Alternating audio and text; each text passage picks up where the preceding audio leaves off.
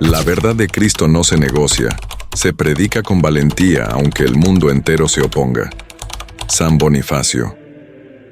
Un niño con una misión divina, en el corazón de la antigua Wessex, una región inglesa bañada por los vientos del Atlántico y cubierta por campos fértiles, nació un niño que cambiaría el destino espiritual de Europa. Era el año 680, un tiempo en que las sombras del paganismo aún se extendían por muchas regiones del continente, y la luz del cristianismo apenas comenzaba a abrirse paso en los bosques densos y los corazones endurecidos. Ese niño fue llamado Winfrid.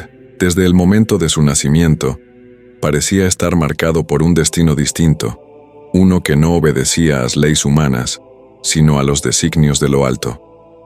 Su familia era noble y rica, pero no fue la comodidad ni la herencia lo que llamó la atención de Winfrid desde pequeño.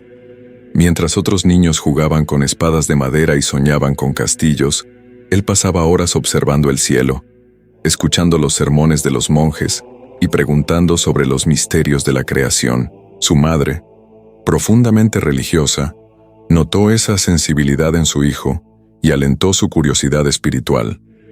Por el contrario, su padre deseaba para él una vida militar, como correspondía a un joven de buena cuna. Pero a los 5 años, algo ocurrió que cambió todo. Antes de comenzarmos esta jornada sobre la vida y el martirio de San Bonifacio, quiero saber tu opinión. ¿Ya conocías la hermosa historia de San Bonifacio? ¿Sabías que él es conocido por sus milagros increíbles? ¿Has recibido alguna bendición de San Bonifacio? Escribe en los comentarios. Leeré todos y dejaré un corazoncito en tu comentario. Aprovecha para dejar tu like, suscribirte al canal y compartir con tus amigos para no perderte ningún video.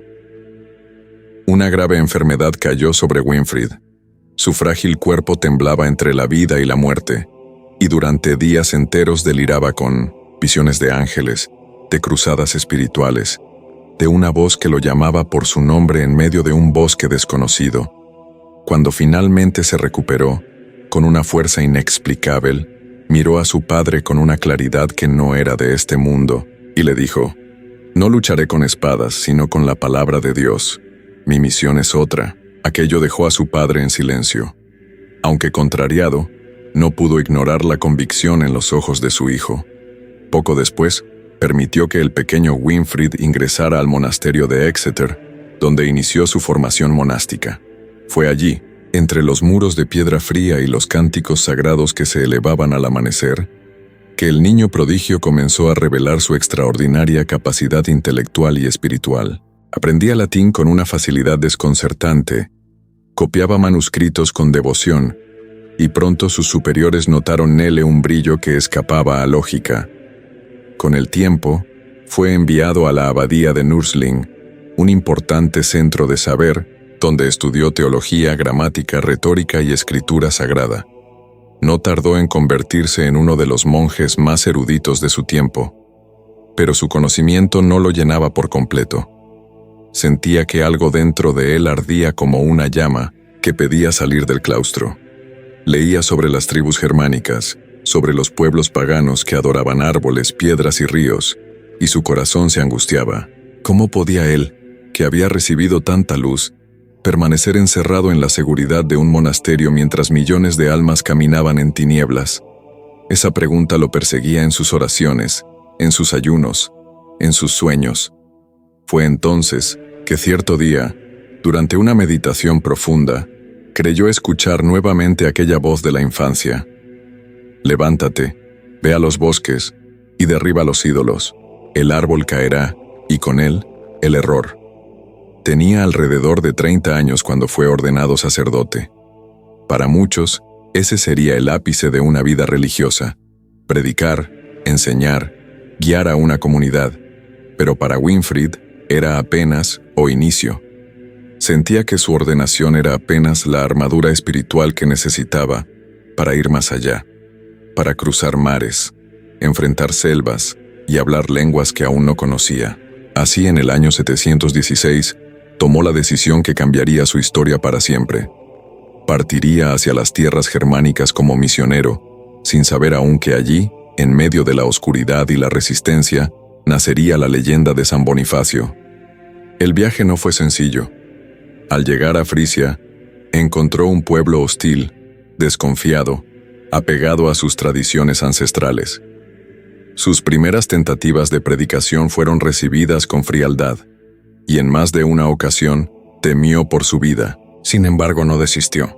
Su paciencia, su humildad y su respeto por las personas, incluso por sus creencias erróneas, comenzaron poco a poco a abrir puertas. Pero el panorama político era inestable, y una guerra interna en la región lo obligó a regresar a Inglaterra. Muchos habrían visto aquel regreso como una derrota. No así Winfrid. Él lo interpretó como una señal para reorganizarse, fortalecerse y buscar un respaldo mayor para su misión. Y así, tomó una decisión audaz. Viajaría a Roma, al corazón de la Iglesia, para presentarse ante el Papa y pedirle oficialmente la misión de evangelizar Germania. Sabía que no era un simple trámite. Significaba renunciar definitivamente a su tierra natal, a cualquier ambición personal, y consagrar cada instante de su existencia a una causa que, para muchos, parecía imposible. Pero Winfrid no temía al imposible. Su alma ya estaba marcada por una vocación profética, y en su interior sabía que los grandes desafíos son el lenguaje que Dios usa para revelar a los grandes santos. Sin aún imaginar el impacto eterno de sus pasos, partió hacia Roma, cargando en el corazón una fe ardiente y en la mente el recuerdo de aquella voz misteriosa que, desde la niñez, lo guiaba hacia lo desconocido. Así nacía no solo una travesía física, sino una epopeya espiritual. Y en ese silencio sagrado entre el llamado divino y la respuesta humana, empezaba a escribirse la historia de un hombre que, con el tiempo, sería conocido no solo como misionero, sino como mártir, profeta y santo. El llamado del Papa y la nueva identidad. El sol de Roma se filtraba por entre los pórticos de mármol, proyectando sombras largas sobre las calles de la ciudad eterna.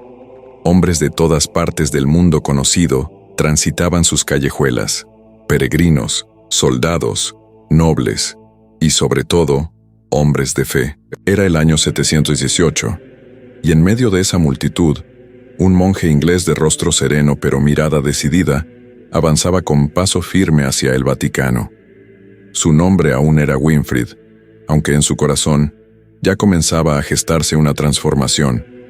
No venía en busca de gloria, ni de reconocimiento, sino de una sola cosa: la bendición y el envío del Papa para llevar la luz del Evangelio a las tierras salvajes de Germania.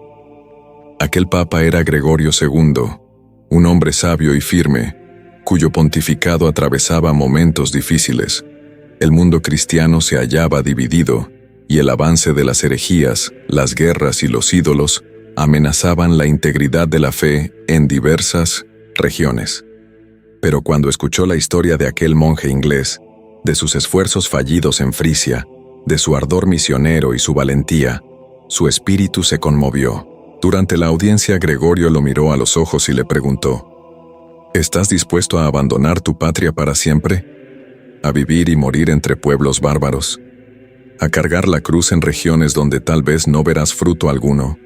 Winfrid no dudó. Se arrodilló ante el sucesor de Pedro y respondió con una solemnidad que caló en todos los presentes: Santo Padre, no busco mi honra ni la recompensa de este mundo.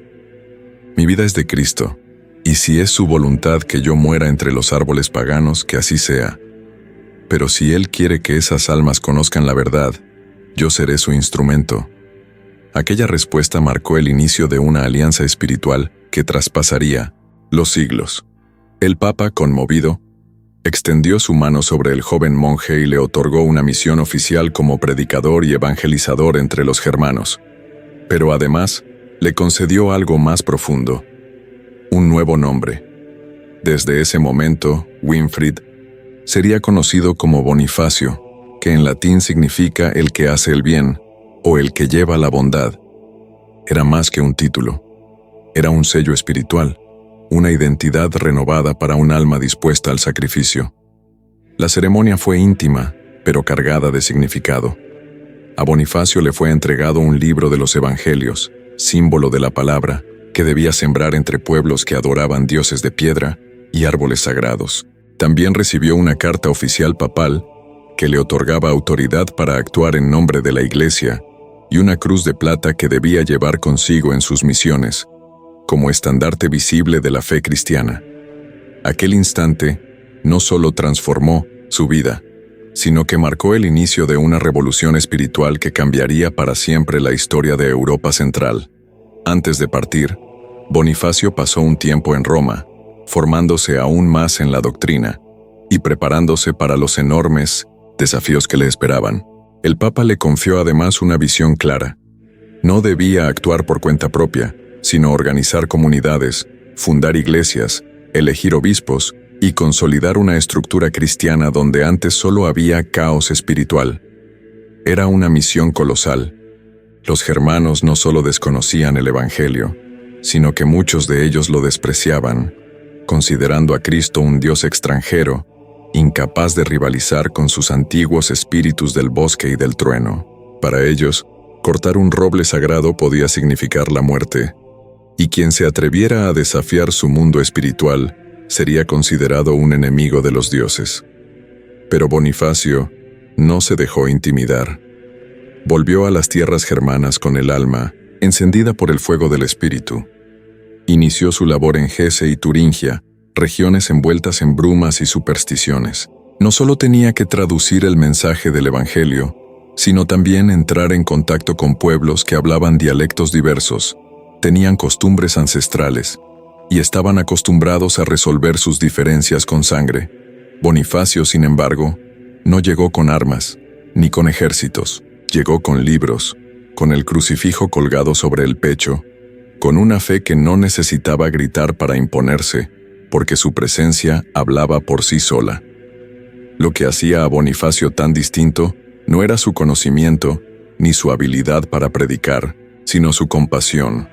Aprendía las lenguas locales, comía lo que los campesinos comían, dormía donde ellos dormían, y caminaba largas jornadas para llegar a pequeñas aldeas perdidas entre montañas y bosques. Era capaz de dialogar con jefes tribales y al mismo tiempo sentarse junto a un niño y explicarle el Padre Nuestro. Esa cercanía lo convertía en una figura respetada, incluso entre aquellos que aún no aceptaban el cristianismo. Pero también sabía que vendrían conflictos.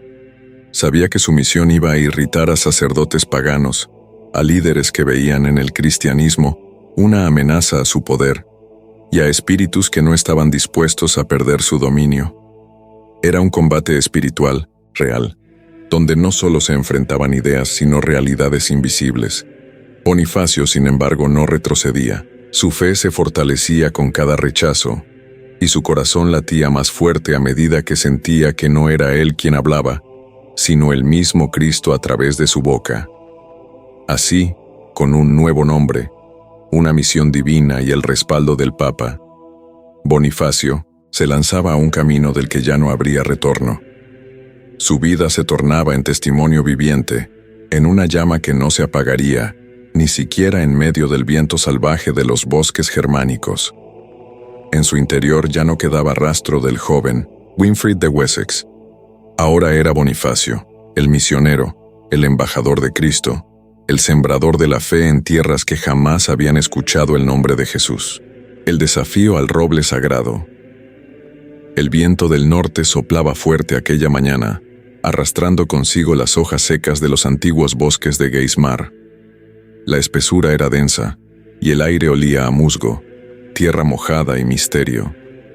Allí, en el corazón de Germania, donde los árboles parecían tocar el cielo y el silencio solo era roto por el canto de los cuervos, se erguía majestuoso el roble sagrado de Thor, conocido por los lugareños como Donar Oak.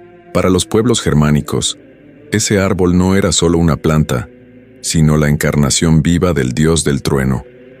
Bajo sus ramas se celebraban rituales, se ofrecían sacrificios, y los sacerdotes paganos pronunciaban profecías entre columnas de humo y cánticos tribales. Nadie osaba tocarlo. Nadie, hasta la llegada de Bonifacio. El misionero ya había recorrido varias aldeas, predicado en plazas y bautizado a campesinos que, con lágrimas en los ojos, dejaban atrás siglos de idolatría. Pero sabía que mientras el roble de Thor siguiera en pie, sería imposible erradicar el miedo y la superstición que mantenían al pueblo encadenado a sus antiguos dioses. El árbol era más que un símbolo. Era un altar vivo, un baluarte espiritual que debía caer si el evangelio quería echar raíces profundas. Por eso, Bonifacio tomó una decisión que cambiaría la historia: desafiar abiertamente al dios pagano y talar él mismo el árbol sagrado. No fue una decisión tomada a la ligera. Bonifacio conocía bien las consecuencias.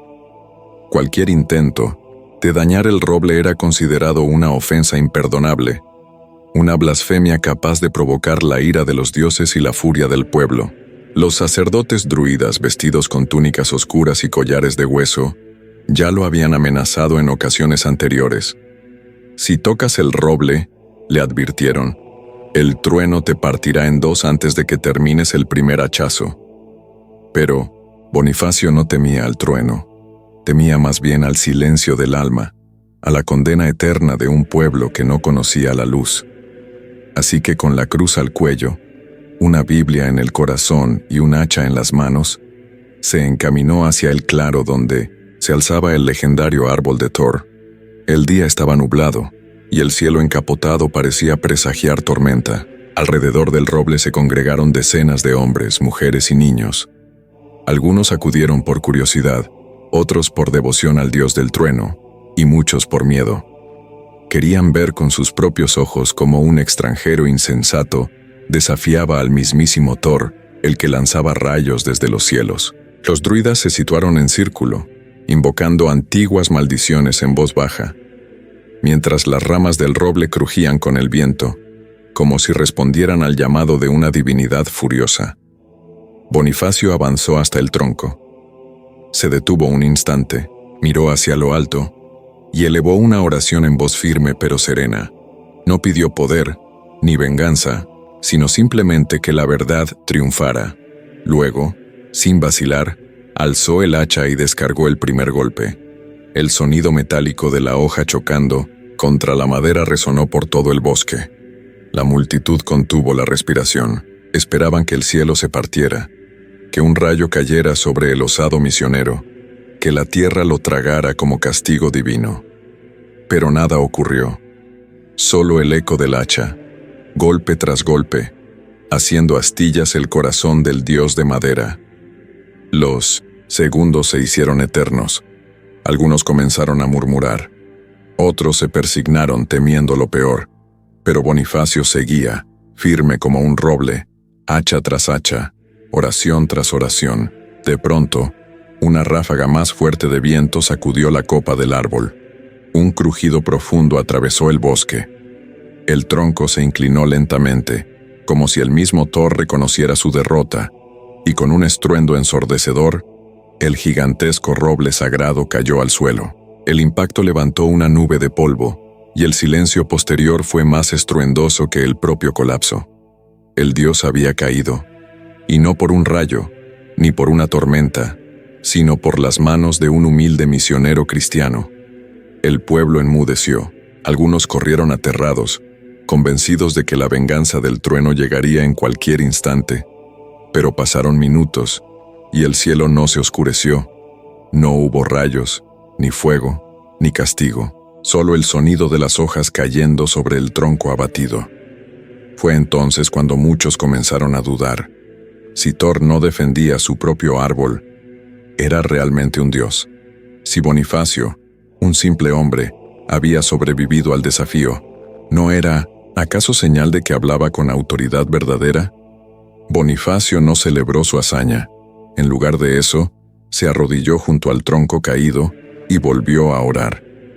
Agradeció por la protección, por el valor y por la semilla de fe que acababa de plantar en cientos de corazones. Luego, con la madera del mismo roble sagrado, mandó construir una pequeña capilla dedicada a San Pedro, una iglesia que, irónicamente, nacería de los restos del antiguo Dios, como símbolo de la transformación que solo el amor verdadero puede provocar.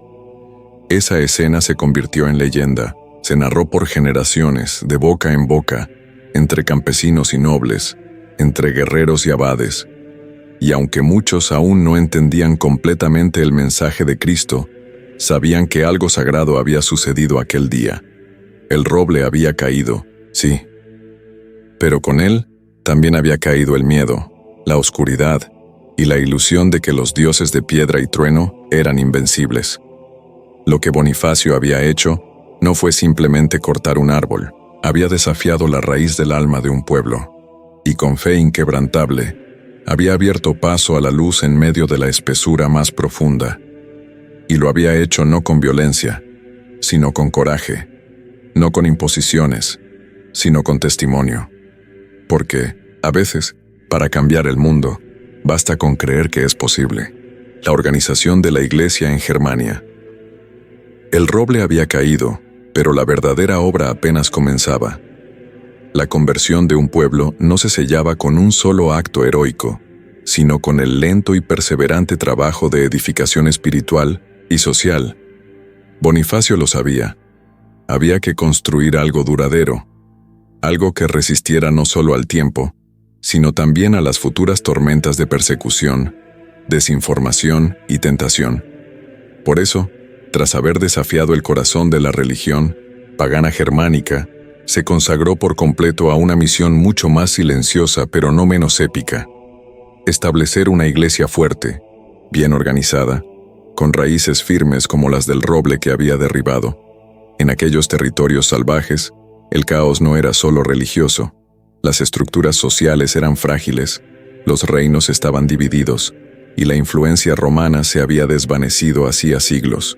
Los líderes tribales ejercían un poder absoluto y muchas veces arbitrario.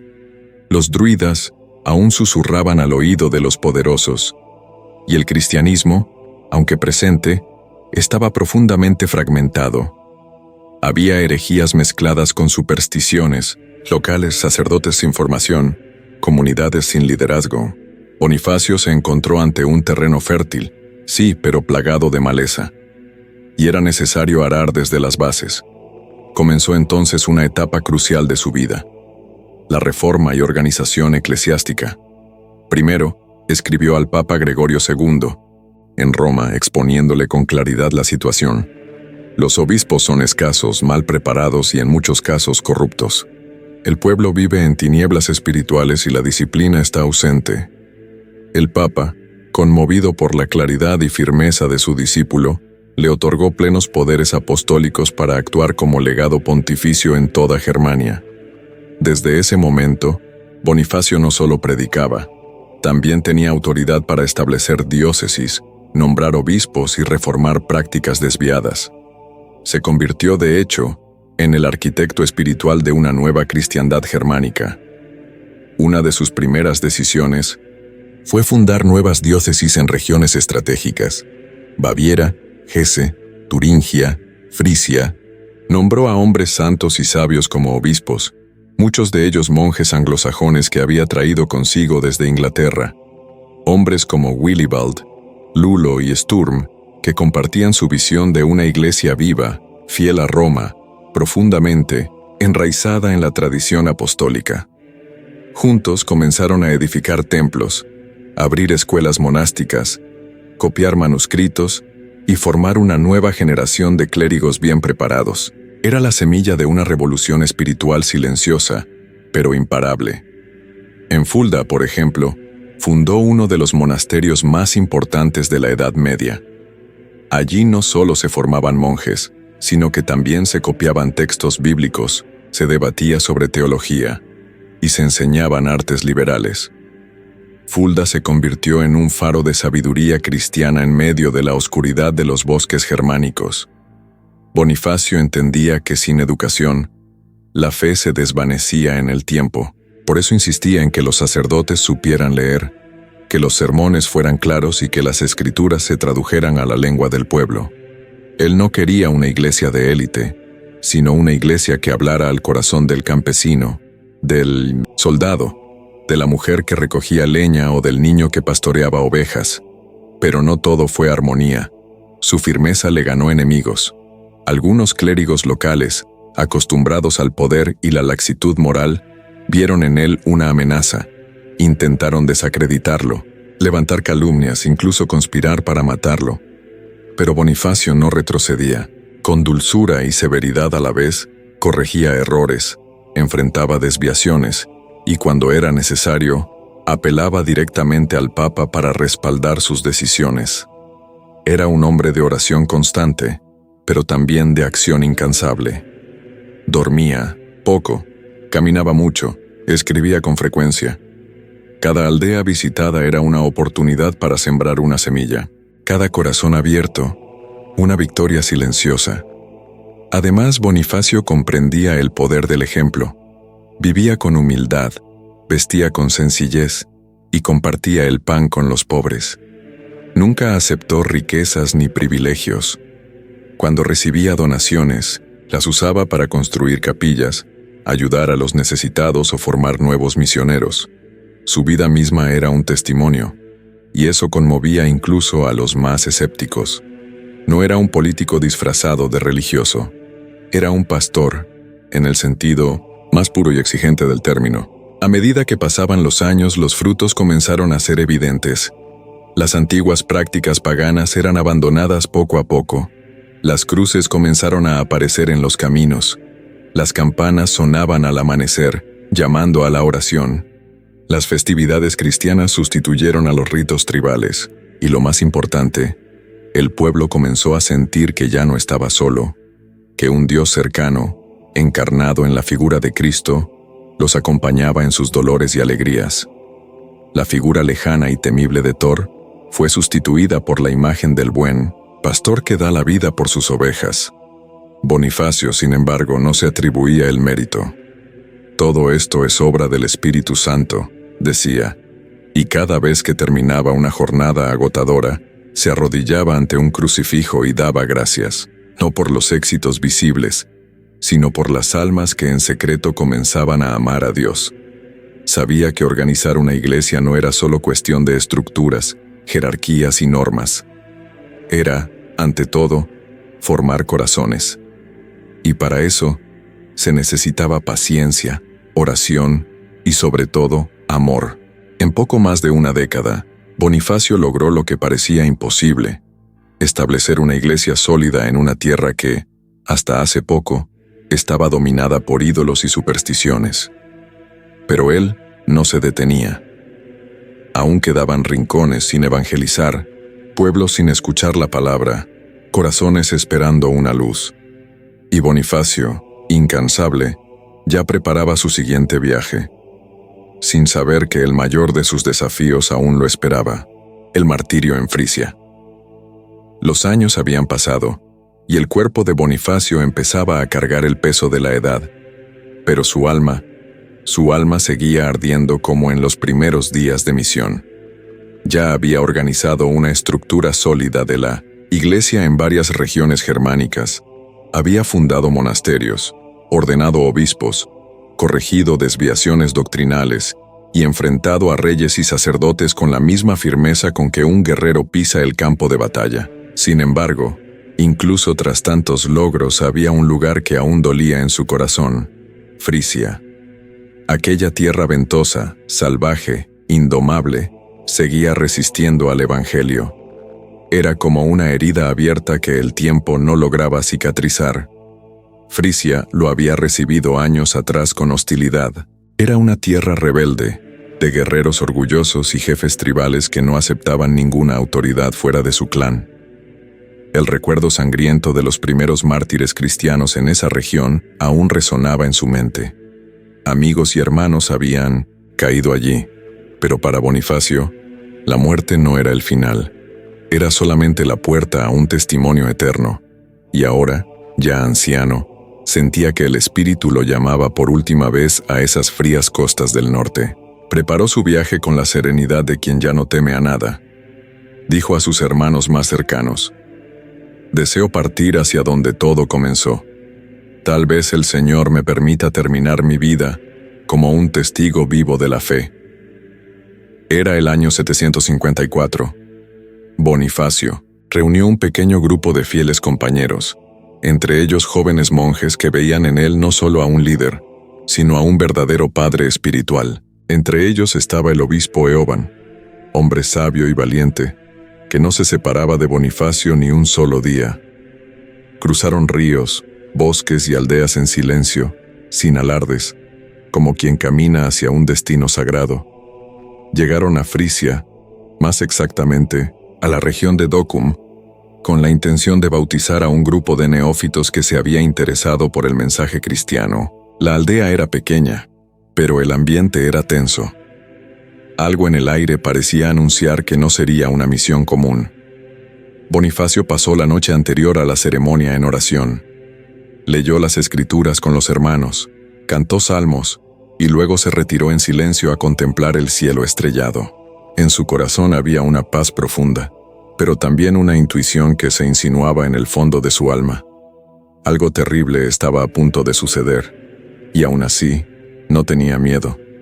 Al amanecer, antes incluso de que el sol rompiera del todo el horizonte, Bonifacio y sus compañeros se dirigieron a la orilla de un río cercano, donde los conversos los esperaban para el bautismo. Llevaban consigo los libros sagrados, los hábitos litúrgicos y una cruz de madera simple, símbolo de la fe que profesaban con tanto fervor. Pero los fieles que esperaban no eran los únicos que sabían de la presencia de Bonifacio. Un grupo de guerreros paganos, armados con espadas y lanzas, había sido informado de su llegada. Algunos los veían como invasores, otros como enemigos de los antiguos dioses. También existía el temor de que la conversión de sus hermanos implicara la pérdida de poder sobre sus tribus. Movidos por odio y superstición, decidieron actuar con brutalidad. Rodearon el lugar del bautismo, avanzando como lobos hambrientos sobre aquel grupo de indefensos monjes. Cuando Bonifacio vio a los guerreros acercarse, sus compañeros se alarmaron y se prepararon para huir o defenderse. Pero él, con voz firme y mirada serena, alzó la mano y dijo: «Nadie huya. Guarden sus armas. Hoy no lucharemos con espadas sino con fe». Él lo sabía. Aquel era el momento. Su cruz, levantada ante los enemigos, era su escudo, y en sus manos, en lugar de una espada, sostenía el Evangelio. Abrió el libro sagrado y lo mantuvo ante sí como quien sostiene su propio corazón expuesto. No había miedo en sus ojos, había entrega. Los guerreros atacaron con ferocidad. Uno a uno, los monjes fueron cayendo.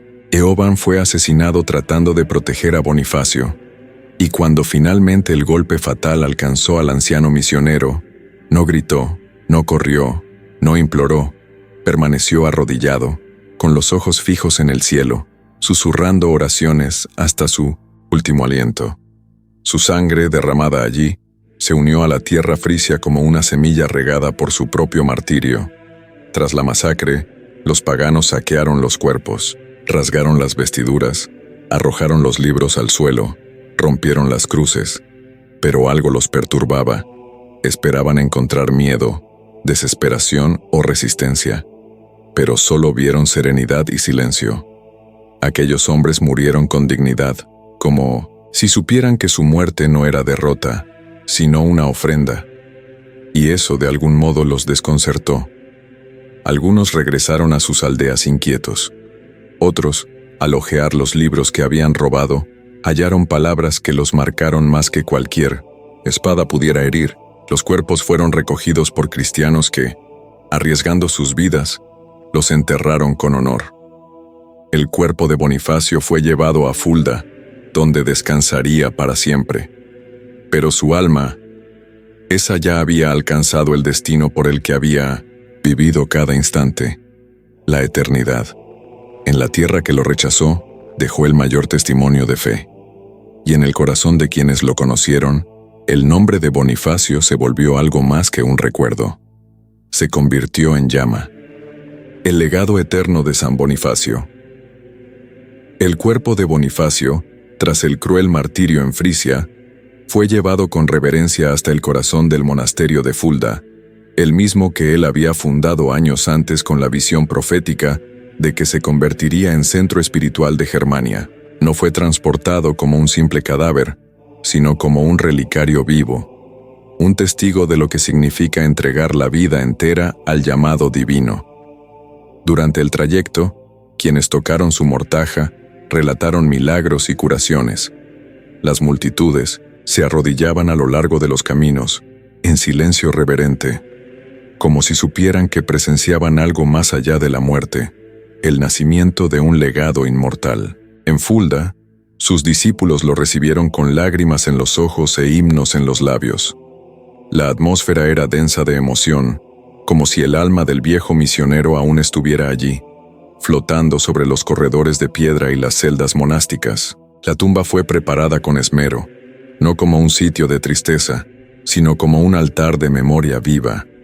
La sepultura de Bonifacio se convirtió rápidamente en un destino de peregrinación. Hombres y mujeres venían de todas las regiones para tocar la tierra donde reposaba aquel que entregó su vida por la fe. Muchos decían sentir allí una paz inexplicable, un calor espiritual que ardía en el pecho. Y poco a poco, Fulda se transformó no solo en el centro del cristianismo germánico, sino en un faro para toda Europa. La obra de Bonifacio no murió con él. Muy por el contrario, sus semillas comenzaron a germinar con aún más fuerza. Los monasterios que fundó se convirtieron en centros de saber, espiritualidad y resistencia cultural. A través de ellos se preservaron los escritos sagrados, la lengua latina y la tradición cristiana que comenzaba a tomar forma europea. En tiempos de guerras e invasiones, los monjes formados bajo la inspiración de Bonifacio continuaron copiando manuscritos, enseñando las escrituras, bautizando niños e instruyendo a reyes. La sangre derramada por el misionero se convirtió en savia de una nueva civilización. Y no fueron solo los muros de piedra los que guardaron su legado. Aquellos que convivieron con Bonifacio transmitieron historias de su vida con una fuerza casi mítica.